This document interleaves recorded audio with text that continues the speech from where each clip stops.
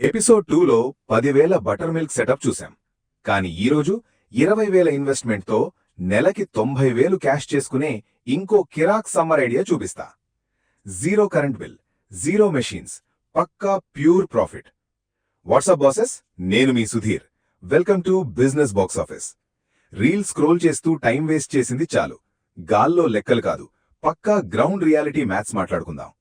ఎండలకి అందరూ ఓఆర్ఎస్ఎల్ లాంటి ఆర్టిఫిషియల్ డ్రింక్స్ వైపు పరిగెడుతుంటే మన టార్గెట్ మాత్రం న్యాచురల్ ఎనర్జీ డ్రింక్, అదే కొబ్బరి బోండాలు.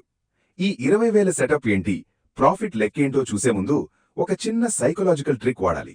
అదే ప్రెజెంటేషన్ అండ్ హైజీన్. జనరేషన్ మారింది బాస్. చెత్తాచెదారమున్న బండ్ల దగ్గర ఎవ్వరూ ఆగరు. నీట్గా ఉండే బండి, చేతికి గ్లౌస్, ఒక పెద్ద డస్ట్బిన్, ఇలా చూడగానే హైజీని కనిపిస్తే కొబ్బరి బోండాకి 45 రూపాయలు కూడా చిల్గా పే చేస్తారు. ఇక అసలు మ్యాజిక్ ఇక్కడే ఉంది. Practical investment and daily maths. ఒక మంచి తోపుడు బండికి 7 నుండి 8,000, కత్తికి 1,000 నుండి 2,000.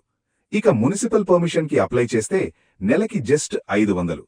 టోటల్గా ఒక 20,000 చేతిలో ఉంటే బల్క్ స్టాక్తో సహా బిజినెస్ స్టార్ట్ చేసేయచ్చు. హోల్సేల్లో ఒక మంచి సైజు బోండా 30 రూపాయలకి పడుతుంది. కానీ మనం ప్రీమియంగా అమ్మేది 45 రూపాయలకి. ఈ ఎండల్లో రైతు బజార్లు, మెయిన్ జంక్షన్స్ దగ్గర రోజుకి ఒక 200 బోండాలమ్మడం చాలా ప్రాక్టికల్ లెక్క. అంటే డైలీ 9,000 కలెక్షన్.